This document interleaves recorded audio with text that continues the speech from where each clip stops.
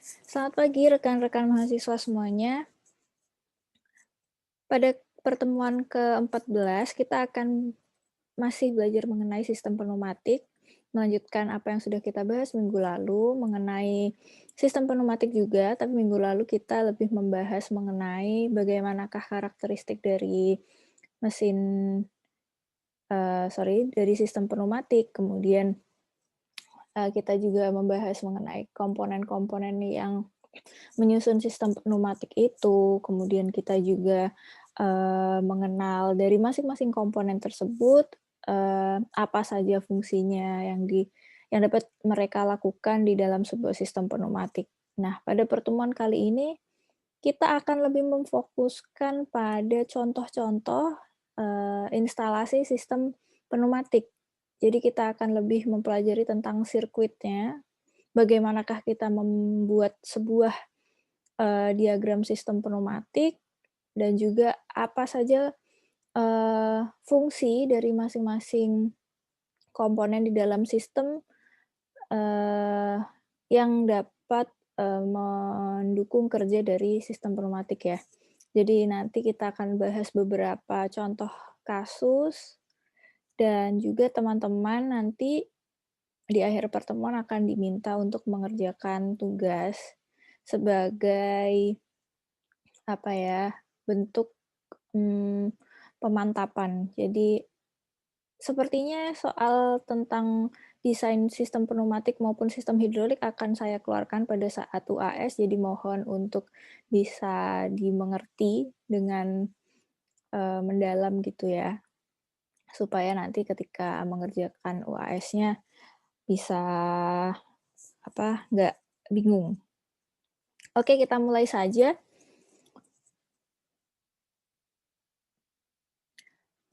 Oke, di dalam proses pembuatan sistem pneumatik ini, kita harus, utamanya kita harus menggambar sistemnya menggunakan standar maupun simbol yang sudah ditentukan ya. Jadi kalian tidak boleh menentukan, simbol ataupun labelnya berdasarkan, keinginan kalian sendiri, itu tidak diperbolehkan. Jadi kalian harus menggunakan, eee, standar yang sudah ada.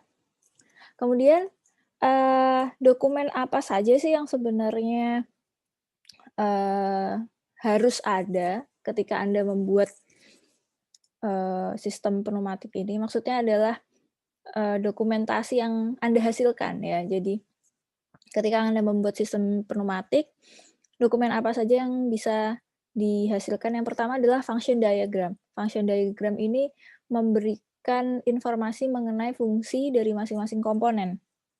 Kemudian komponen tersebut akan digambar di dalam sebuah sirkuit diagram. Sirkuit diagram itu yang biasa teman-teman tahu sebagai, eee, apa ya, mungkin PNID, tapi tidak tidak sepenuhnya PNID karena di sana gambarnya masih kurang mendetail ya. Jadi ya memang namanya sirkuit diagram gitu yang berisi tentang, line, kemudian komponen-komponen apa saja yang ada di dalam sistem pneumatik tersebut. Yang ketiga adalah description of the system operation. Jadi, deskripsi mengenai bagaimana sistem itu beroperasi itu harus dituliskan dalam sebuah dokumen.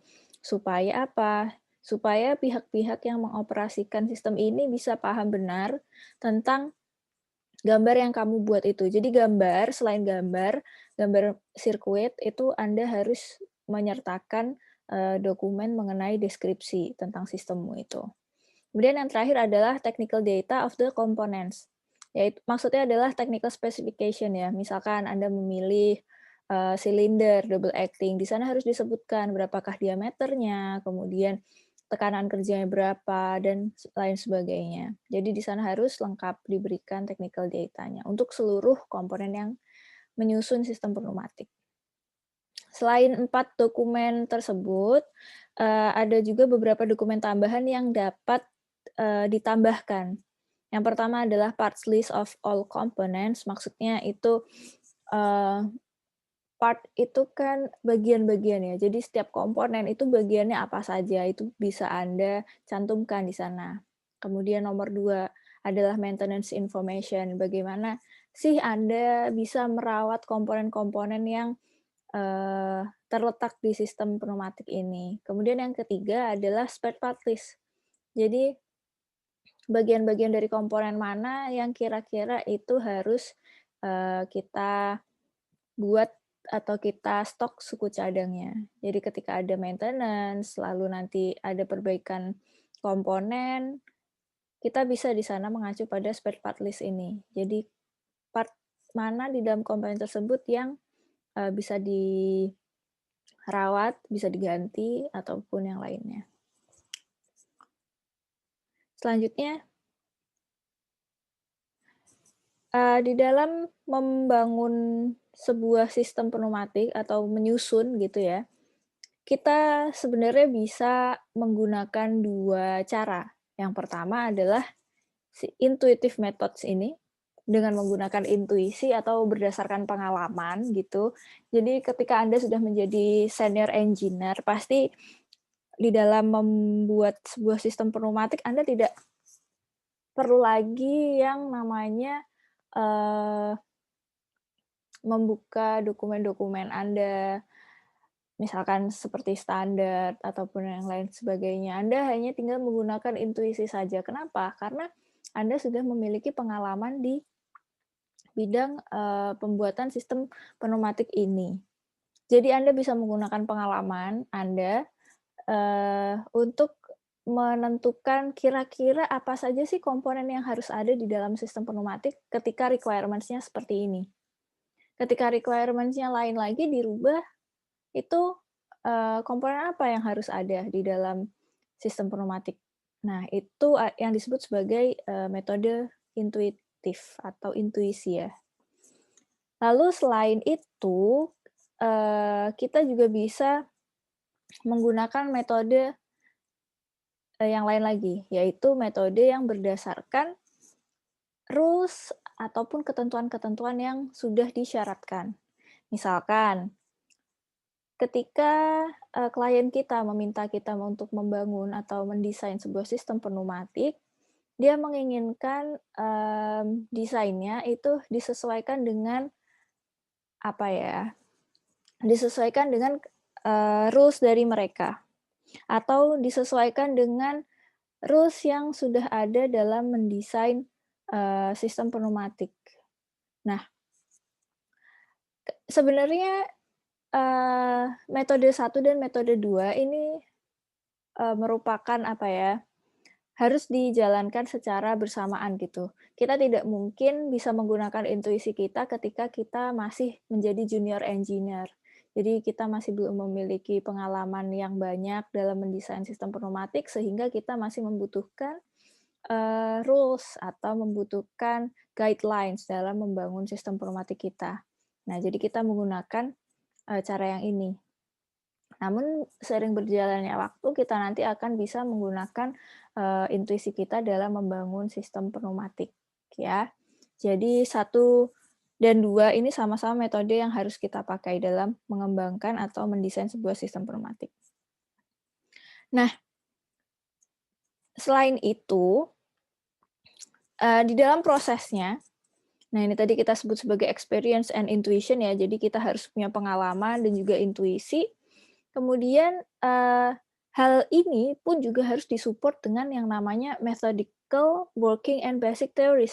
Anda harus memiliki basic teori yang kuat atau teori dasar ya, yang kuat mengenai sistem pneumatik. Jangan sampai Anda dalam melakukan desain sistem pneumatik ini masih belum paham benar mengenai karakteristiknya. Misalkan apa contohnya? Sistem pneumatik ini kan, bekerja pada working pressure yang lebih rendah daripada sistem hidrolik. Jadi Anda tidak boleh memaksakan, sistem yang menggunakan pressure terlalu besar itu untuk bisa disupport oleh pneumatic system, itu tidak boleh. Contohnya seperti itu. Lalu contoh yang kedua adalah misalkan, eee, kalau kita ingin bekerja dengan menggunakan double acting cylinder, maka, eee valve yang harus dipilih adalah valve 5/2. Nah, ini merupakan basic teori yang harus Anda pegang. Supaya apa? Supaya, dalam pelaksanaannya nanti juga Anda lebih mudah gitu melakukan desainnya ya. Jadi, eee, semuanya itu proses flow-nya harus diikuti secara benar-benar, secara baik, supaya desain yang Anda buat juga, sesuai dengan requirement yang diminta oleh klien. Selanjutnya yang ketiga, desain Anda itu juga harus bisa proper dan, mencapai reliable operation. Maksudnya desain yang proper itu ya yang saya bilang dengan sesuai, sama permintaan klien itu tadi, dan juga reliable operation. Jadi dapat dioperasikan secara handal gitu. Ya teman-teman, pasti juga sudah belajar mengenai keandalan kan ya. Jadi bagaimana yang disebut sebagai sistem yang handal itu seperti apa, pasti teman-teman juga sudah paham. Nah, dari ketiga requirements ini tadi, ketiga, syarat untuk mendesain sistem pneumatik itu diharapkan nanti sistem pneumatik yang dihasilkan itu adalah least expensive. Least expensive maksudnya apa? Tidak mahal. Sistem yang Anda buat ini murah gitu, untuk mencapai kebutuhan yang diinginkan atau persyaratan yang diberikan itu, peralatan-peralatan ataupun komponen penyusun sistem pneumatik ini tidak mahal. Itu adalah yang, dulu diharapkan oleh, eee, pasar ya. Jadi pasar itu mengharapkan sistem pneumatik itu, komponennya tidak mahal. Namun seiring berjalannya waktu semua itu bergeser. Bukan, yang harganya paling murah itu yang diharapkan, tapi yang saat ini lebih diharapkan adalah sistem pneumatik ini mampu beroperasi dengan handal dan juga mudah untuk dirawat. Nah, perbedaannya apa antara kedua ini? Kalau yang pertama mungkin dia bisa least expensive tapi komponennya gampang rusak, atau ketika di-maintain itu dia ternyata membutuhkan biaya yang sangat tinggi. Nah, ternyata market itu tidak menginginkan hal yang seperti itu, yang diinginkan adalah, komponen yang handal dan juga mudah untuk dirawat. Selanjutnya,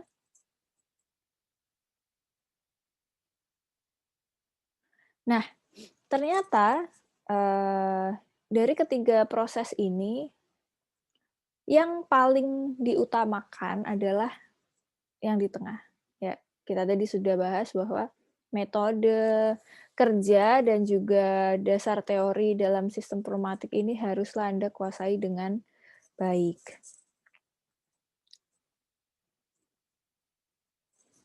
Nah, ini kita sudah bahas sempat minggu lalu mengenai, apa saja sih, komponen penyusun di dalam sistem pneumatik ya. Jadi kita awalnya punya power supply, jelas pasti kita harus punya power supply yang terdiri dari compressed air, kemudian, komponen-komponen distribusi, lalu juga komponen-komponen maintenance.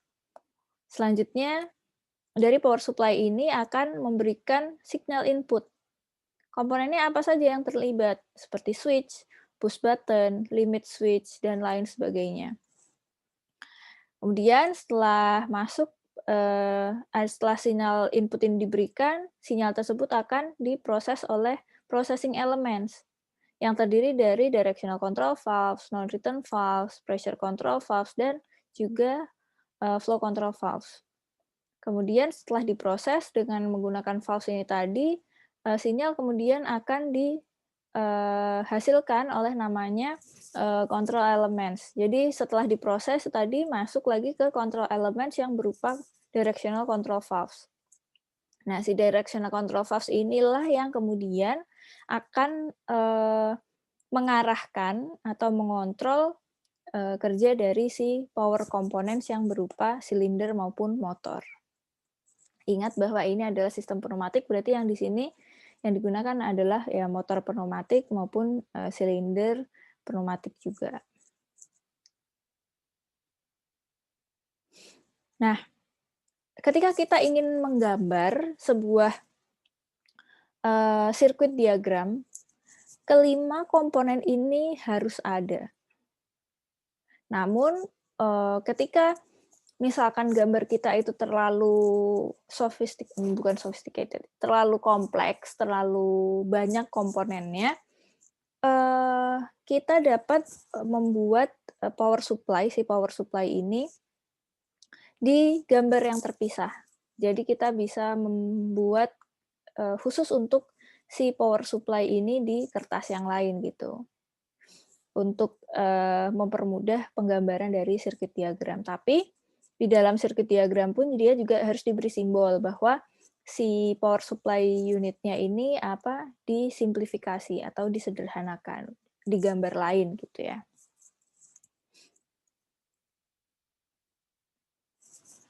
Nah, apa saja sih persyaratan yang harus teman-teman ingat ketika kita ingin membuat sirkuit diagram dari sistem pneumatik? Yang pertama, physical arrangement is ignored. Jadi ketika kita menggambar si sirkuit diagram ini, kita sebenarnya tidak sedang menggambar, beneran. Maksudnya tidak gambar beneran gimana? Ya belum tentu ketika gambarnya itu dari bawah ke atas, dalam kondisi realnya, komponennya juga akan disusun dari bawah ke atas. Itu tidak, sama sekali tidak seperti itu ya. Jadi ini benar-benar hanya menggambarkan sirkuitnya saja seperti apa. Lalu yang nomor 2, cylinder and directional control valve are drawn horizontally.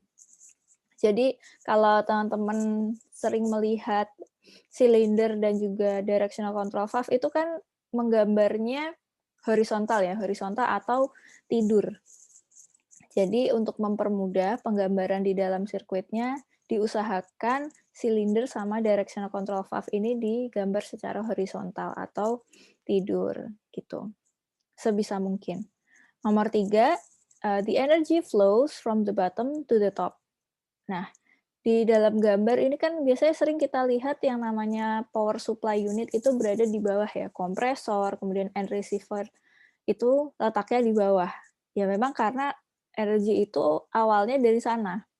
Kemudian flow atau mengalir dari bawah dari si air receiver itu kemudian ke atas, menuju ke directional control valves, ataukah mungkin flow control valves, atau pressure control valve, dan lain sebagainya.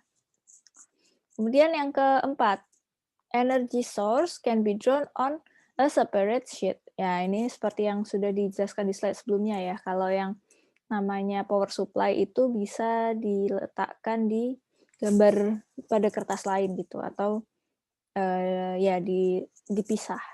Ketika gambarnya itu terlalu rumit. Nah, tapi kalau gambarmu itu komponennya cuma sedikit, ya lebih baik si power supply unitnya ini digambar sekalian langsung pada satu gambar yang sama gitu. Daripada harus menggambar dua gambar yang berbeda. Nomor 5 sekarang. Draw all elements in the initial position. Identify actuated elements by a projection. Maksudnya seperti apa, Bu? Nah, pada sistem hidrolik ini yang 2 minggu yang lalu atau 3 minggu yang lalu sudah dijelaskan kan bahwa yang namanya directional control valve itu terdiri dari lebih dari satu posisi.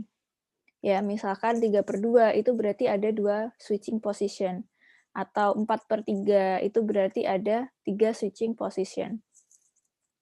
Nah, ketika Anda menggambar, sirkuit diagram, ini Anda harus menggambarnya menghubungkan posisi pada directional control valve itu pada initial position atau pada default position-nya.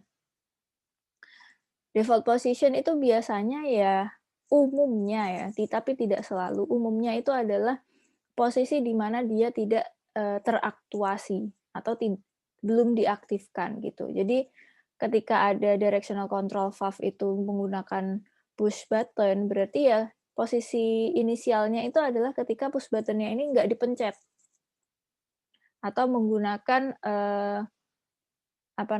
hand lever gitu. Berarti ya levernya ini belum diaktifkan, belum di-switch gitu. belum di-switch on. Nah, itu adalah initial position. Nah, Anda harus menggambarnya itu ketika posisi tersebut. Jadi bukan pada actuated, position, tapi pada initial position. Kemudian yang nomor 6 adalah draw pipelines without any crossover whenever possible. Nah, untuk menggambar pipa-pipanya itu kalau bisa, sebisa mungkin lah ya, diusahakan supaya tidak ada crossing atau tidak ada yang menyilang, memotong atau memutus, eee, apa itu namanya, pipa yang lainnya, sebisa mungkin. Jadi kalau bisa ya dihubungkannya lurus-lurus aja gitu, antara satu dengan pipa yang lain itu tidak saling memotong.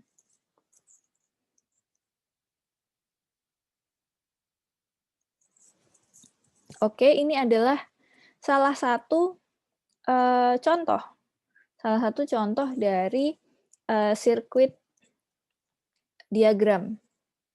Ya ini kayak apakah ini sudah kita bahas ya sebelumnya? Sebenarnya belum ya. Jadi, pada contoh ini ada, problems atau permasalahan yang diletakkan pada box merah ini. Draw a circuit diagram with a double acting cylinder that advances when one of a manual push button or a foot pedal is operated. The cylinder returns to its original position after fully extended. The piston rod will return provided the manual actuators have been released. Nah, jadi kita disuruh menggambar si circuit diagram ini dengan menggunakan double acting cylinder. Oke, jadi satu kita tahu bahwa kita butuh satu double acting cylinder. Nah, si double acting cylinder ini akan advance atau advance itu artinya keluar, maksudnya melakukan kerja. Si piston rodnya ini akan keluar gitu ketika salah satu dari push button atau foot pedal valve itu dioperasikan. Jadi ini pakai apa ya? Salah satu. Kita tahu di sini berarti ada satu valve dengan push button, satu valve dengan foot pedal. Berarti ada 2 valve, tapi, hanya satu saja yang nyala, dia bisa mengaktifkan si silindernya. Oke, kemudian persyaratan yang lainnya adalah the cylinder returns to its original position after fully extended. Nah, jadi ketika dia sudah fully extended, sampai maksimal titiknya, dia akan kembali pada posisi semula. Kemudian, the piston rod will return provided the manual actuators have been released. Jadi piston rodnya ini akan kembali pada posisi semula ketika si manual actuators-nya ini sudah dikembalikan pada posisi semula gitu atau sudah dirilis. Oke. Jadi apa saja yang kita punya tadi, kita punya satu double acting cylinder, kita punya 2 katup, yang satunya dengan menggunakan manual push button, yang satu menggunakan foot pedal. Dan salah satu saja nyala, dia bisa, mengaktifkan si double acting cylinder. Nah, untuk double acting cylinder itu biasanya kita pakai katup 5/2 ya, katup 5/2 ini. Nah, kemudian kita juga harus punya si power unit, power supply unit ini ada, kompresornya tidak digambarkan ya, ada di sini ada separator, kemudian ini separator yang digabung dengan filter, kemudian juga, eee, kita punya di sini pressure gauge, di sini kita punya, pressure regulator ya di sini. Kemudian kita punya pressure gauge. Ini adalah satu kesatuan dari, air supply unit. Kemudian di sini kita punya yang namanya starting valve. Starting valve ini fungsinya apa? Fungsinya untuk, mengatur ketika si, power supply unitnya ini bekerja. Jadi, dia itu apa namanya, default-nya adalah on, jadi dia mensuplai di sini. Tapi ketika kita pengen misalkan ini kan kalau teman-teman ingat bahwa sistem pneumatik itu bisa atau, udara bertekanannya itu bisa disuplaikan pada banyak komponen gitu ya, pada banyak sistem. Misalkan ini satu sistem kan, makanya dia punya si valve ini supaya misalkan kita nggak mau mensuplai udara bertekanan pada sistem ini, kita tinggal switch off kan dia. Jadi matikan dia, tapi, komponen lainnya atau sistem lainnya misalkan masih ada yang bekerja di sini, di sistem lain. Jadi kita matikan pada sistem ini, kita nyalakan pada sistem lain. Sehingga kinerja dari, sistem ini itu tidak akan diotak-atik oleh si, pressure dari udara di sini. Jadi tidak akan ada udara yang masuk pada sistem ini, tapi udaranya akan masuk ke sistem lain. Itu adalah fungsi dari starting valve di sini. Kemudian, kita punya di sini shuttle valve ya. Shuttle valve ini fungsinya adalah gate OR kalau teman-teman kemarin masih ingat, jadi fungsinya adalah OR logic. Satu saja input, dia bisa menghasilkan output. Kemudian di sini ada 5/2, di sini ada, ini adalah valve untuk, rilis ya, untuk sistemnya ini rilis kembali ke posisi semula. Nah, kalau teman-teman lihat di sini ada satu S3. Satu S3 ini menandakan ketika, si piston rod-nya ini mencapai keadaan maksimum, yaitu mencapai di sini, sebentar, eee, ketika piston rod-nya ini mencapai kondisi maksimum, misalkan di sini, nah, dia itu akan mengaktifkan valve 1 S3. 1 S3 di sini ya. Dia akan mengaktifkan valve yang di sini.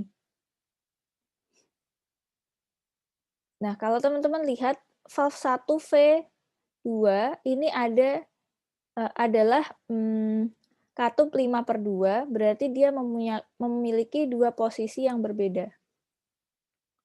Dia memiliki 2 posisi yang berbeda. Yang pertama di sini ada posisi, initial position-nya. Initial position-nya di sebelah sini. Itu, merupakan posisi di mana piston rod-nya ini masuk. Piston rod-nya masuk ya. Sehingga udara itu akan keluar dari katup nomor 4 menuju katup nomor 1. Kemudian akan dilepas ke atmosfer. Nah, udara udara bertekanannya kan akan disuplai ke sisi kanan dari silinder, ke sisi kanan dari silinder, sehingga menyebabkan pergerakan ke kiri. Nah, siapa sih yang akan mensuplai udara ke katup, 1, 2? Nah, ternyata si valve ini tadi. Jadi kerjanya adalah ketika, si piston rod-nya ini udah berada pada kondisi maksimum, dia akan, men-generate power atau secara apa ya, eee, si valve 1 S3 ini akan bekerja ketika piston rod-nya sudah berada pada kondisi maksimum sehingga, eee, pis sorry, sehingga directional control valve-nya ini akan diaktifkan, dia akan berubah pada switching position yang di sebelah kiri, udara bertekanannya akan keluar dari sini, kemudian akan masuk pada directional control valve 5/2. Nah, teman-teman lihat di sini ada 1, 2 ini, maksudnya adalah pressure itu akan masuk ke port 1 dan dilanjutkan ke port 2. Dia akan masuk ke sini ya. Sampai akhirnya dia membuat piston, kembali pada posisi semula, terdorong masuk. Lalu udara akan keluar dari sini menuju ke katup 4, lalu keluar menuju katup 1 dan dibuang ke atmosfer. Itu adalah proses, pembuangannya. Kalau masuknya kan saya yakin teman-teman sudah paham ya. Jadi, dia akan kita hapus dulu. Awal mulanya dari sini, dari starting valve pasti sudah paham. Kemudian karena tadi persyaratannya adalah satu saja dia diaktifkan, maka si valve ini akan bekerja.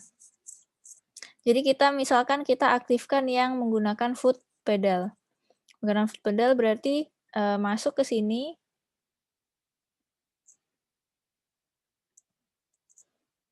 Kemudian,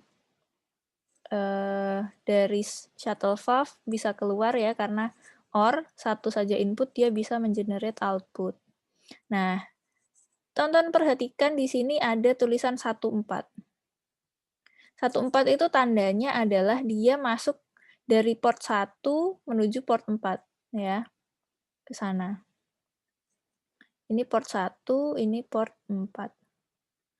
Taunya dari mana, Bu, kalau ini port 1 yang ini adalah port 4? Ya dari sini. Ini kan sebenarnya portnya posisinya sama, cuman ini adalah switching position 1, ini adalah switching position 2. Nah, ini kan, port nomor berapa nih? 1, ini 1, ini 2, ini 3, ini 4, ini adalah 5. Ya kan, berarti ini adalah ini adalah port 1, ini adalah port 4.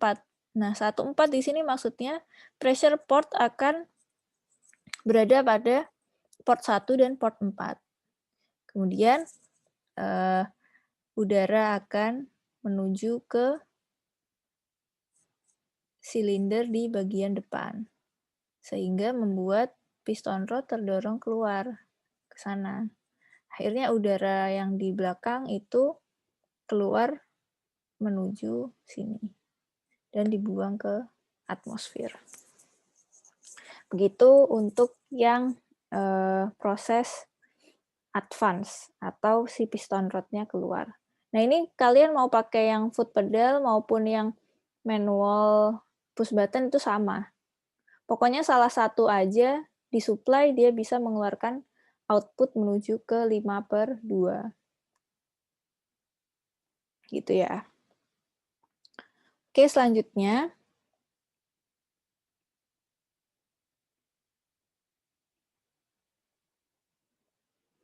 Remember that the circuit diagram is drawn as in the initial position. Nah, initial positionnya kan si double acting silindernya ini tidak bekerja ya, atau tidak advance. Jadi, posisi awalnya adalah seperti ini.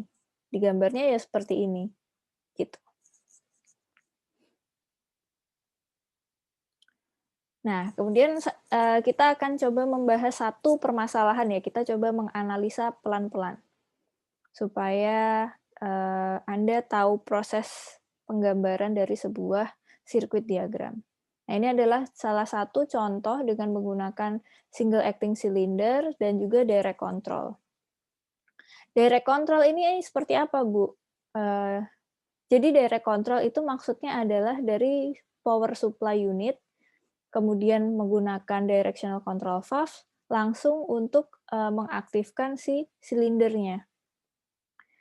Hal itu bisa terjadi ketika apa? Si silindermu itu ukurannya relatif kecil. Nah, relatif kecil sehingga dia tidak membutuhkan pressure yang terlalu tinggi untuk bisa menggerakkannya. Berbeda lagi kalau misalkan nanti diameternya itu besar, sehingga dia membutuhkan setidaknya mungkin dua level silinder, dua level valve. Dua level valves yang harus dilalui sehingga dia memiliki pressure yang cukup untuk menggerakkan si silindernya. Nah, kita di sini punya 25 mm silinder. Kita bisa anggap bahwa silinder dengan diameter 25 mm itu kan hanya 2,5 cm ya. Itu dapat digerakkan menggunakan direct control. Itu. Kemudian kita baca dulu soalnya. A single acting cylinder of 25 mm diameter is to hold a component when a push button is pressed. Nah, ini kita berarti punya satu clue ya. Satu push button valve. As long as the push button is activated, the cylinder is to remain in the holding position. Jadi selama push buttonnya ini tetap dipencet atau belum dirilis gitu, silindernya ini akan berada tetap pada holding position. Holding position itu maksudnya ini, dia kan tadi hold components atau silindernya advance. If the push button is released, the cylinder retracts. Retracts itu maksudnya masuk lagi ke dalam. Si piston rodnya itu masuk lagi ke dalam. Jadi ketika push buttonnya ini dirilis, kita sudah tidak mencet lagi, dia akan retracts. Oke, itu adalah soal yang kita punya. Nah, clue-nya apa saja? Clue-nya yang pertama, hold a component when a push button is pressed. Berarti itu menandakan bahwa piston rodnya itu akan extend ketika buttonnya ini dipencet atau ketika tombolnya dipencet. Itu clue pertama. Clue kedua adalah as long as the push button is activated, the cylinder is to remain in the holding position, yang menandakan bahwa piston rodnya ini akan tetap keluar ketika si tombolnya ini masih dipencet. Yang nomor 3 adalah if the push button is released, the cylinder retracts. Berarti menandakan bahwa piston rodnya ini akan kembali pada initial position ketika tombolnya ini dirilis. Jadi gampangnya teman-teman ketika punya soal itu silahkan di breakdown dulu. Clue apa yang teman-teman punya, silahkan dituliskan, lalu dia itu menandakan apa yang bisa mempermudah teman-teman dalam membuat circuit diagram. Nah, dari ketiga clue tersebut, kan kita harus punya beberapa komponen kan di dalam sistem pneumatik yang awal-awal tadi sudah kita bahas ada apa saja. Kita harus punya supply elements, terdiri dari apa saja? Kompresor, air reservoir, filter, separator, gauge, regulator, starting valve. Itu adalah opsional yang harus ada ya. Kemudian yang nomor 2 kita harus memiliki control elements, yaitu directional control valve. Kemudian yang terakhir kita harus punya power elementnya, yaitu berupa si silinder. Di sini kasusnya adalah silinder single acting. Nah, dari sana teman-teman bisa membuat sirkuit diagramnya. Perlu diingat kalau kita punya silinder yang single acting, itu tipikalnya menggunakan valve 3/2. Ya, menggunakan valve 3/2. Kemudian ini di sini adalah supply elements ya, dengan menggunakan simplified air service unit. Jadi ini udah simplified, kompresornya tidak digambarkan, ini hanya digambarkan ada pressure gauge, kemudian ada air receiver. Kemudian ini ada yang namanya tadi starting valve. Initial position-nya ingat kalau starting valve initial position-nya adalah pada kondisi on ya. Jadi bisa mensuplaikan si udara bertekanan itu menuju ke directional control valve. Kemudian kita punya control element. Nah, kalau control element ini initial position-nya adalah tertutup. Ya, karena apa? Silindernya initial position-nya adalah dalam kondisi retract atau dalam kondisi off gini, masuk ke dalam gini. Nah, ini adalah tadi clue-nya menggunakan push button ya, berarti kita pakai yang push button. Ketika push button-nya ini dinyalakan, cetek gitu, posisi akan berubah ke sini, ke switching position sisi kiri. Jadi udara bertekanan bisa masuk, kemudian dia masuk ke dalam silindernya, sehingga mendorong si spring atau pegasnya ini sampai dia posisi merapat. Kalau dia masih tetap di dalam posisi on gitu, dalam posisi di tombol atau ditekan tombolnya, dia akan terus udara bertekanan ini akan terus mensuplai menuju sana. Jadi piston rodnya ini ya udah akan keluar terus. terus menerus masuk ke sini terus. Coba saya pakai pen ya. Nah, jadi dia akan masuk ke sini terus. Gerakannya ke sana. Dia akan tetap berada di luar gitu.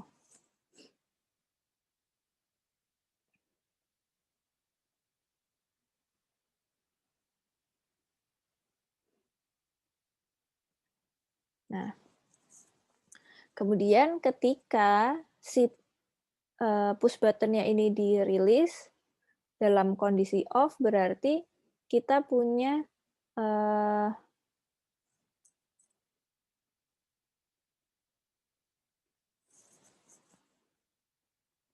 si starting valve-nya tetap ya pada kondisi ini, tapi karena si directional control valve-nya ini sudah tidak dalam posisi actuated, berarti dia mensuplai udara pada katup nomor 1 sehingga mampet.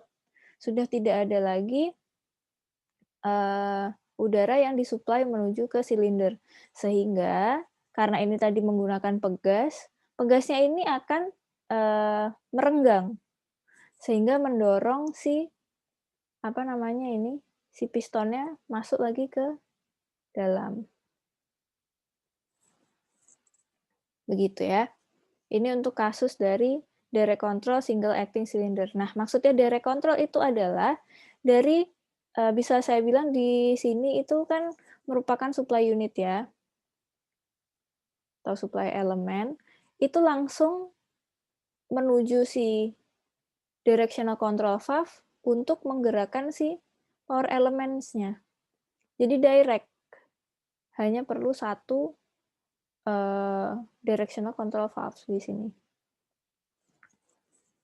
untuk langsung menggerakkan si power elements. Nah, coba kita masuk ke contoh soal berikutnya. Nah, si indirect control single acting cylinder nih ya, berarti sekarang. Kenapa indirect? Tadi di awal sudah kita jelaskan bahwa indirect itu karena dia diameternya itu cukup besar. Sehingga dia butuh energi yang lebih, force-nya butuh lebih besar. Teman-teman kalau ingat sistem hidrolik ya untuk cucian mobil gitu kan, Anda untuk bisa mengangkat beban mobil gitu dengan luas area yang besar, kan Anda hanya perlu menggerakkan tuas yang ukurannya relatif kecil ya, dan effort yang kalian berikan pada tuas tersebut pun juga tidak besar gitu. Jadi dengan menggunakan pressure yang sama, maksudnya dengan memanfaatkan pressure yang sama, Anda dapat menggunakan energi yang kecil pada permukaan yang kecil untuk menggerakkan benda yang besar pada luas area yang besar, gitu kan intinya. Nah, jadi di sini kita kan pengen menggerakkan piston diameter yang besar, tapi kita pengennya itu menggerakkan dengan sesuatu yang kecil gitu. Jadi kita membutuhkan si valve yang dengan ukuran lebih kecil. Jadi ketika kita punya large piston diameter, kita butuh high air requirement. Kita butuh pressure-nya lebih tinggi untuk bisa menggerakkan si silindernya itu. Kemudian Anda membutuhkan kontrol elemen dengan nominal flow rate yang lebih besar. Dengan flow rate yang besar ini tadi, berarti kan force-nya itu terlalu besar kalau Anda pakai direct actuation.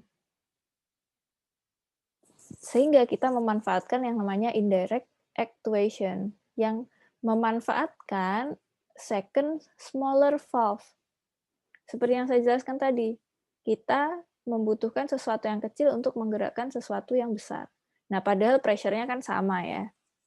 Jadi kita bisa memanfaatkan prinsip itu. Contohnya, a single acting cylinder with a large piston diameter is to clamp a workpiece when the push button is actuated. The cylinder is retracting once the push button is released. Nah, ini sebenarnya kasusnya sama aja seperti yang awal tadi, cuman diameter silindernya itu besar, sehingga dia tidak bisa direct actuation, sehingga harus indirect actuation.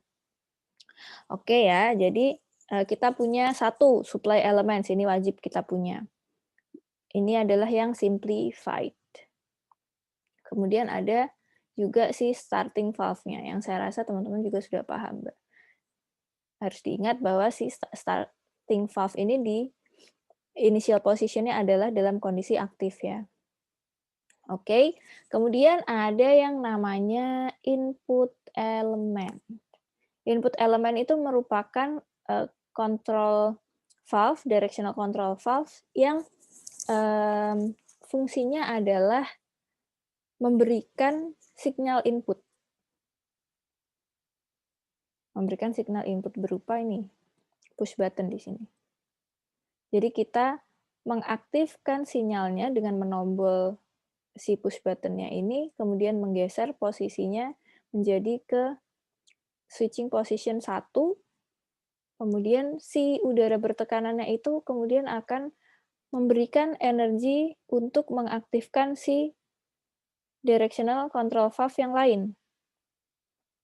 Nah, ini yang disebut sebagai secondary directional control valve dengan menggunakan ukuran yang lebih kecil.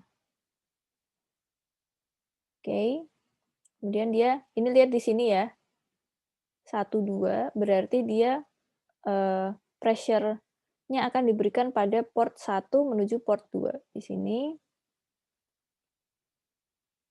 Kemudian dia akan mensuplai ke silinder. Sehingga membuat silinder menuju ke posisi advance. Gitu ya.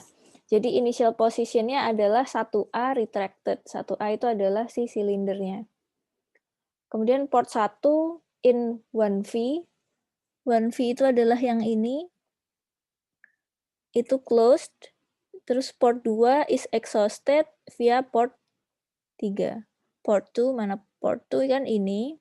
Is exhausted via port 3. Di sini. Itu adalah posisi initialnya. Nah, ini posisi actuated-nya yang saya gambar warna biru ini. Valve 1S pushed. 1S itu kan yang ini. Kita clear dulu coba. Nah, valve 1S pushed. Pressure to port 1 and 2. Jadi ini pressure-nya pada masuk ke port 1 and 2. Kemudian valve 1V activated. Kemudian piston rod to extend. Seperti yang kita gambar tadi. Nah, ketika si push button-nya ini dirilis, sudah tidak dipencet lagi, maka 1S-nya, si valve yang ini, returns to its initial position. Berada pada posisi kembali ke posisi yang ini, di sebelah kanan. Switching position sebelah kanan. Kemudian port 1, 2 of 1V is exhaust. Ya, jadi dia sudah tidak lagi mensuplai ke port 1, 2. Tapi dia akan menuju kembali ke posisi di sebelah kanan. Sehingga signalnya ini reset dan silindernya kembali retract, kembali pada mode yang ini, sesuai dengan gambar. Gitu ya. Saya rasa teman-teman pasti sudah paham apa yang saya maksudkan di sini. Karena kita selalu memiliki kasus, sebenarnya kasusnya itu tidak berubah kok. Pasti pertanyaannya adalah ya gimana cara mengaktifkan si single acting cylinder atau double acting cylinder dengan menggunakan requirement yang diberikan gitu.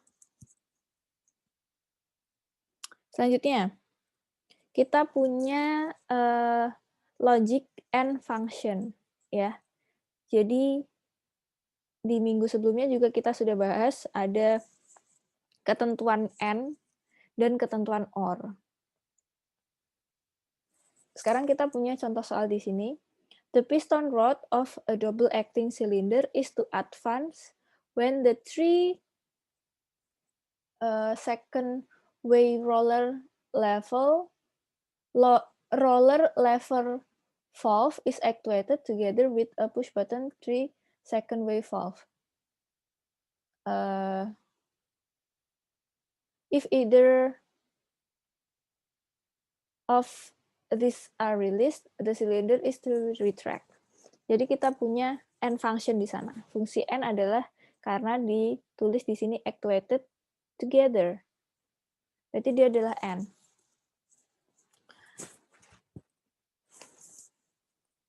Kalau teman-teman masih ingat, N function itu bisa diwakilkan dengan menggunakan dual pressure valve. Jadi harus ada 2 signal input, baru si outputnya itu bisa keluar ya. Itu adalah karakteristik dari dual pressure valve. Jadi dia harus ada pressure dari kedua sisi sehingga dia bisa menghasilkan output.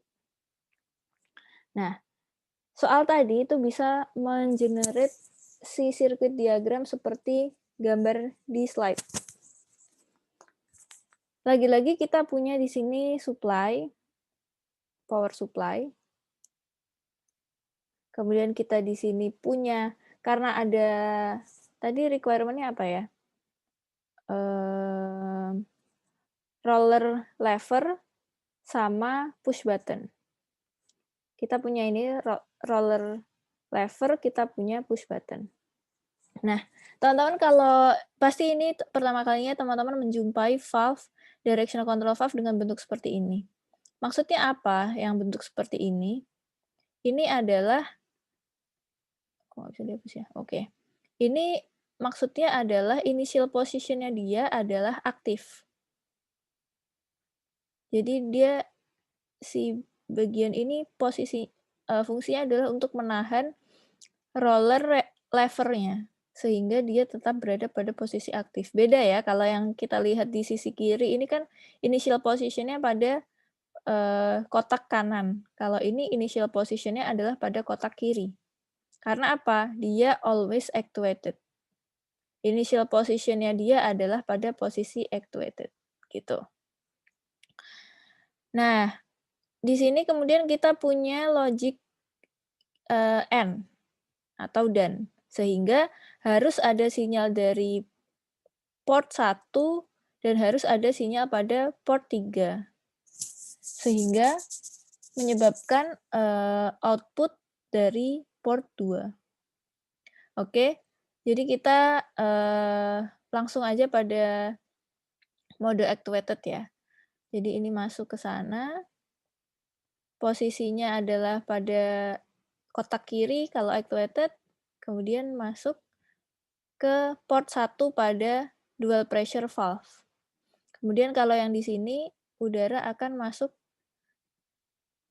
ke port bagian kanan ya, atau port 3. Kenapa maksudnya 1, 3? 1 itu adalah input maksudnya.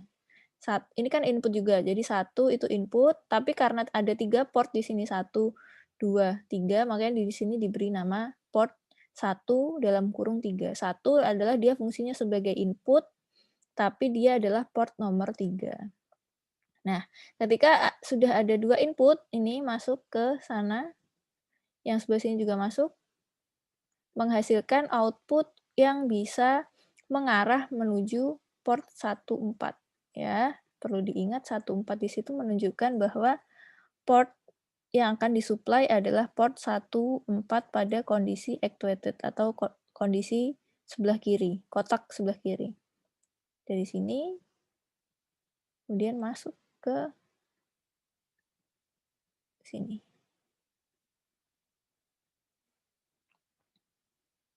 Oke ya. Nah, nanti ketika teman-teman diminta untuk mendesain sebuah sirkuit, dituliskan nih semuanya. Nomor-nomor portnya dituliskan, nomor port yang di directional control valve dituliskan, lalu signal di sini juga dituliskan, 14 ini. Lalu diberi label untuk masing-masing komponen, namanya apa, itu semua dituliskan ya. Jangan sampai lupa. Oke, ini adalah posisi aktifnya atau actuated, sehingga dia advance ke kanan. Oke ya, saya rasa tidak ada yang susah di sini.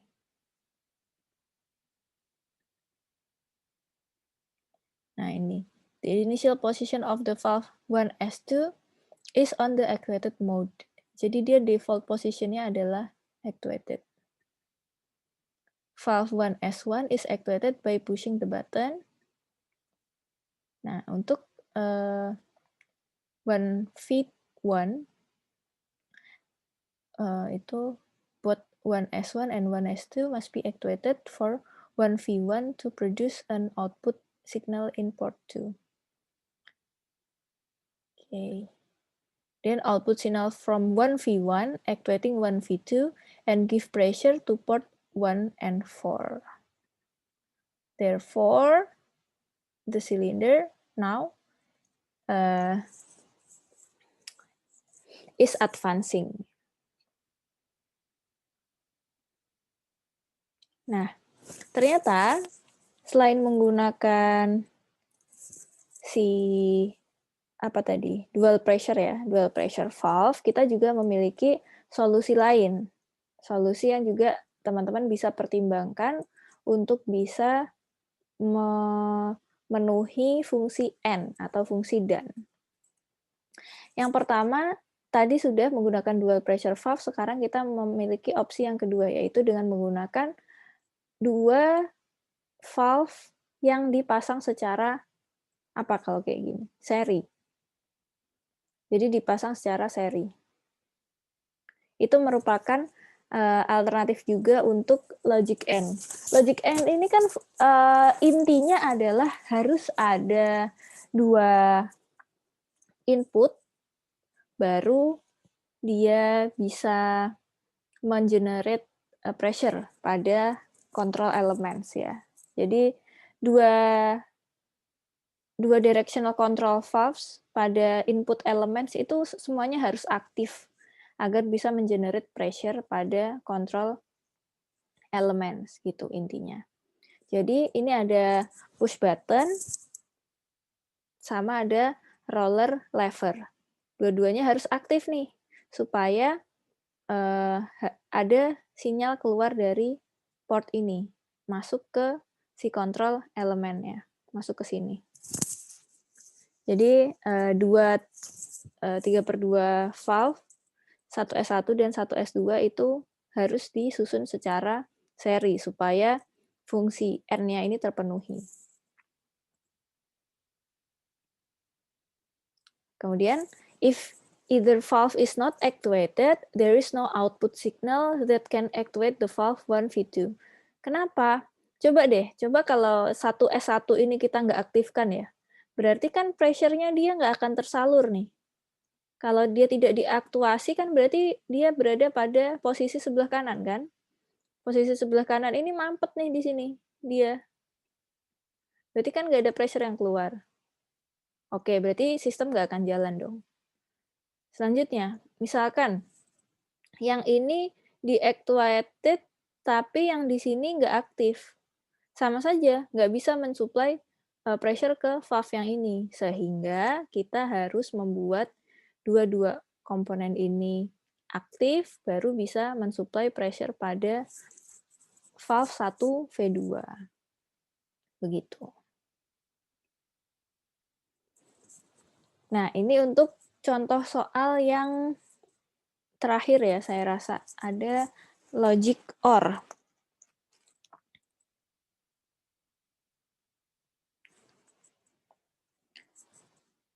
Permasalahannya adalah double acting cylinder is to advance if one of two push button is operated. If the push button is then released, the cylinder is to retract. Nah, kalau logic OR ini berarti hanya perlu satu saja, dia sudah bisa mengaktifkan si silindernya.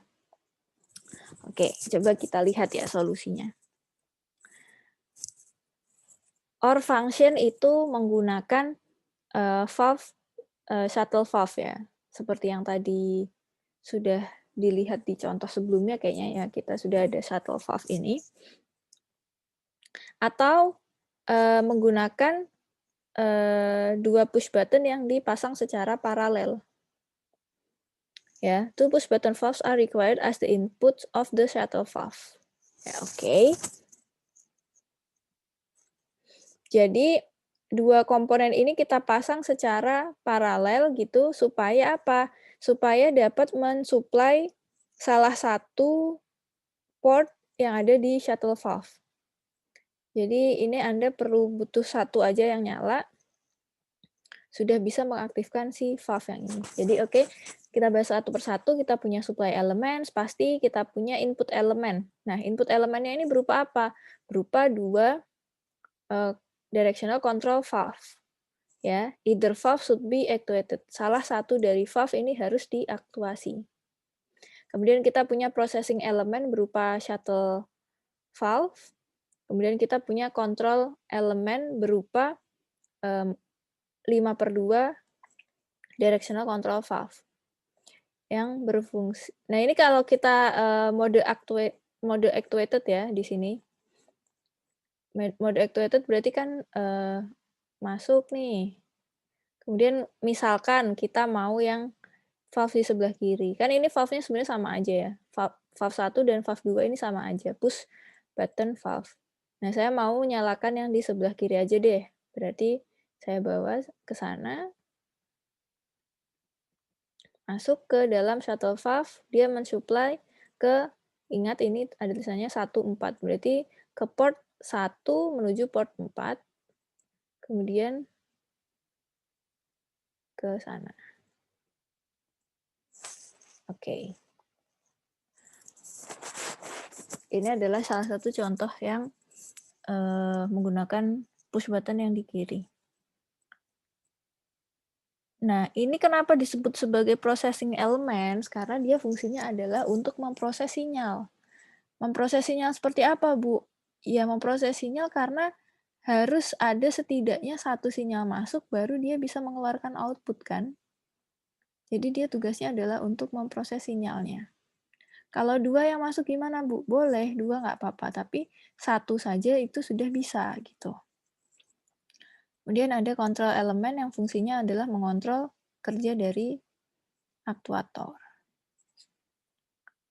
Ini adalah untuk actuated mode.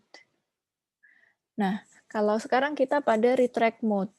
Retract mode ini kan berarti no input to 1V2 sehingga dia itu